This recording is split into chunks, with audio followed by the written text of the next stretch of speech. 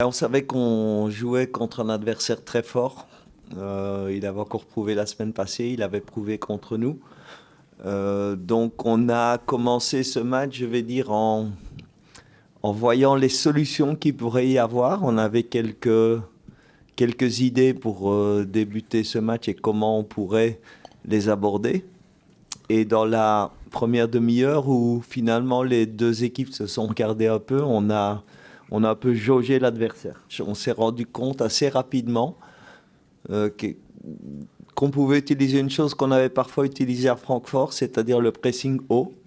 Et à partir du moment où on a exercé ce pressing haut, on a vu que Francfort était un peu plus en difficulté, qui n'arrivaient pas à nous éliminer dans leur zone défensive et qu'ils utilisaient le ballon direct vers les avants, ce qui est logique parce qu'à ce moment-là, les avants sont en homme contre homme avec nos défenseurs centraux. Alors on marque ce premier but qui, mais qui est naturellement très important pour nous parce que marquer contre dans ce genre de match, à part contre Francfort, il n'y a eu que des buts sur des phases arrêtées.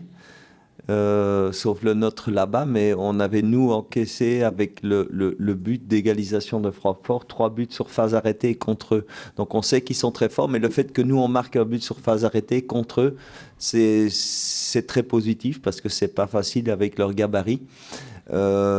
Et ben voilà, on avait fait, je vais dire, un pas vers la victoire à ce moment-là. Alors après le 1-0, on ne voulait absolument pas reculer.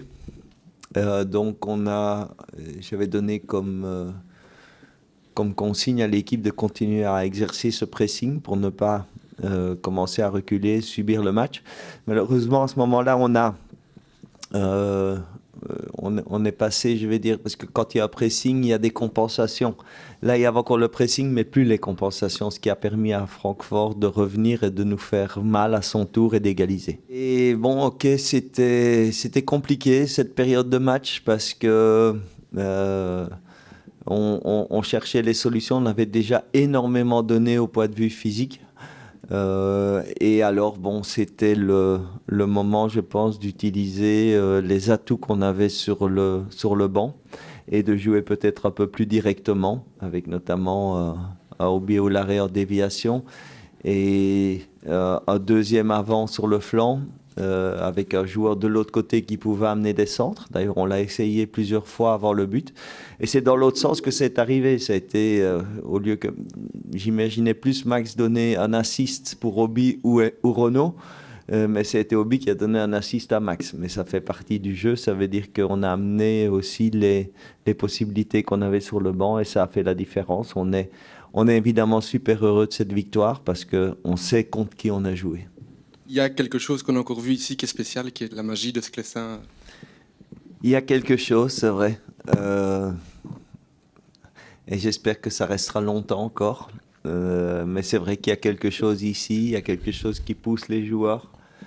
Il y a eu des... Ben moi, je pourrais vous en raconter beaucoup, évidemment, comme joueur ou comme entraîneur. Et c'est pour ça que j'ai envie de vivre encore ce dernier match décisif, parce qu'ici, tout est possible.